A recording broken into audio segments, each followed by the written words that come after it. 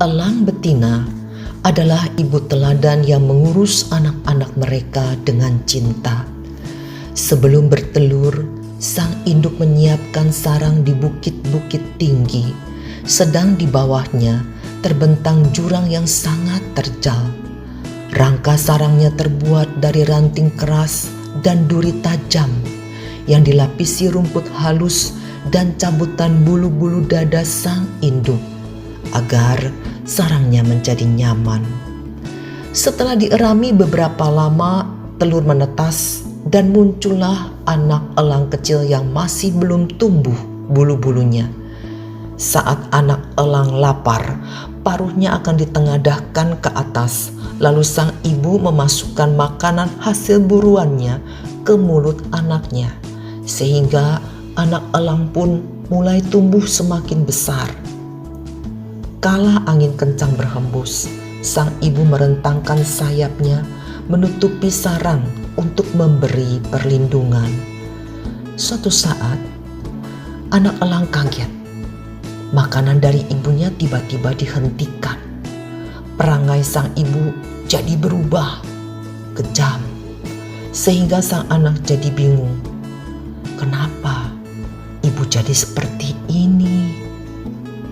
Di waktu yang lain, sang anak elang lebih kaget lagi saat sayap sang ibu dikibaskan sehingga rumput halus dan bulu-bulu di sarang berhamburan keluar. Kini tinggal ranting dan duri tajam yang menusuk badan. Ibu, tega nian kau melakukan ini semua kepada anakmu.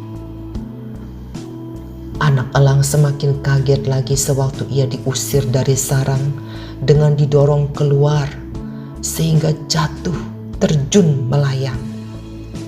Ibu, kenapa mau kau bunuh anakmu sendiri? Namun ketika si anaknya itu hampir menyentuh dasar jurang, sang ibu menyambar dengan cepat dan menyelamatkannya.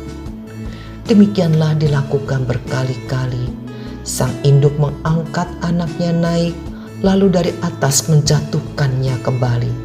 Sampai suatu saat, anak elang mulai merentangkan dan mulai mengepak-ngepakkan sayapnya untuk bisa mulai terbang sendiri. Melihat ini, induk elang dengan riang gembira mengajak sang anak terbang tinggi, tinggi sekali, sampai naik di atas awan.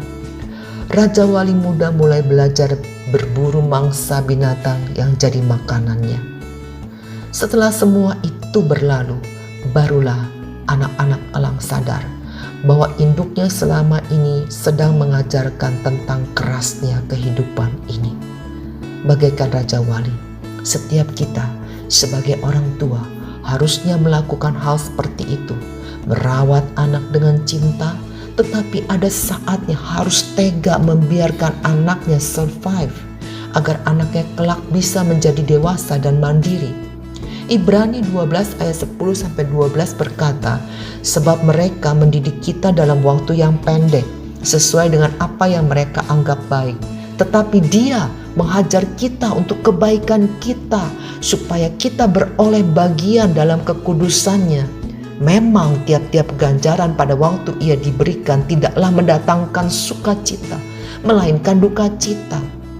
Tetapi kemudian ia menghasilkan buah kebenaran yang memberikan damai kepada mereka yang dilatih olehnya. Sebab itu, kuatkanlah tangan yang lemah dan lutut yang goyah. Saudara, dalam kehidupan kadang kita berteriak, Tuhan, di mana Engkau? Kita seperti dibiarkan sendiri. Padahal pada saat itu Tuhan sedang mengajarkan kita untuk bisa terbang mencapai level lebih tinggi lagi. Bukankah tidak ada kenaikan kelas tanpa ujian? Jadi saat kita tidak mengerti apa yang sedang terjadi dalam hidup ini, tetaplah percaya bahwa Tuhan tidak tinggal diam. Dia punya rencana indah dan akan memberikan yang terbaik bagi kita, anak-anak